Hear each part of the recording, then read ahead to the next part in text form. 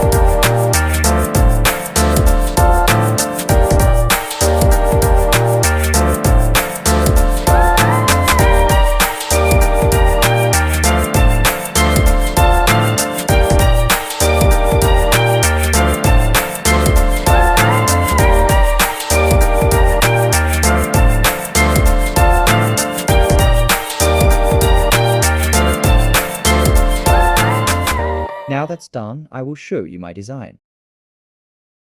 Up first, we have the valve. I have used a valve because this allows me to successfully suck all of the air out of both sides of the piston. Up next, we have the piston casing. This is the piston casing that houses the piston. The piston inside moves back and forth really fast to produce torque, and the output is a tire that spins. Up next is the testing phase. Let me grab my vacuum cleaner.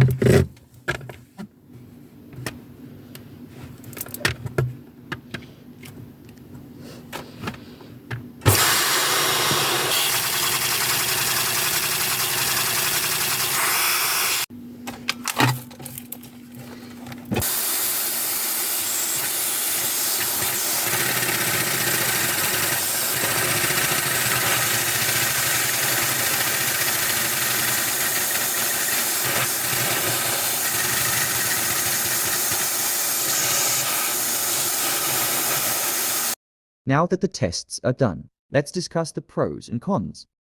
One con of my vacuum engine was that the vacuum cleaner couldn't stick to the valve very well. This meant that the piston couldn't move. Let me add that to my table.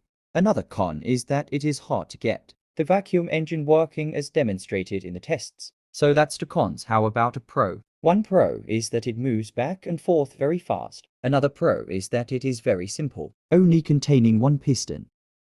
If you have any more pros and cons, maybe consider sharing them in the comments. If you want to see more content like this, then subscribe and like and comment what you would like to see me make. Thanks for watching.